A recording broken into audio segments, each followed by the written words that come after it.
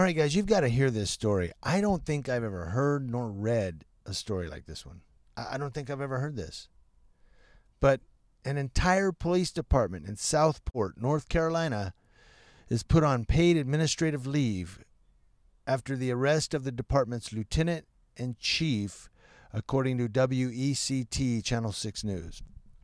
The entire police department, paid administrative leave.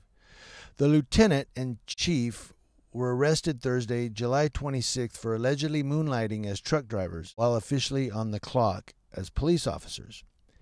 All police operations in the city were suspended after the arrests. Chief Gary Smith and Lieutenant Michael Christian Simmons faced charges of conspiracy to obtain property by false pretenses, willful failure to discharge duties, and obstruction of justice. The two were accused of driving overnight shifts for a trucking company while on the clock at the Southport Police Department. Mayor Jerry Dove was quoted as saying, "It is indeed that I get before you today with a heart laden with grief for all these events that happened today. It was a shock for me to hear all these, being a former chief and knowing the officers that worked in that department and hired at least half of them."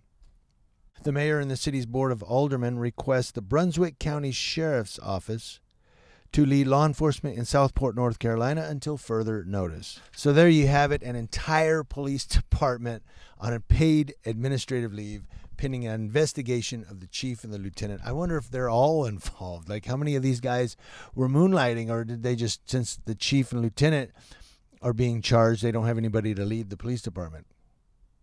What the hell's going on in Southport, North Carolina?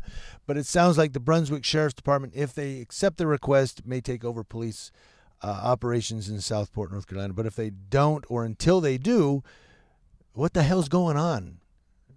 Are the criminals like, yeehaw? Is it like Mardi Gras for criminals in Southport, North Carolina?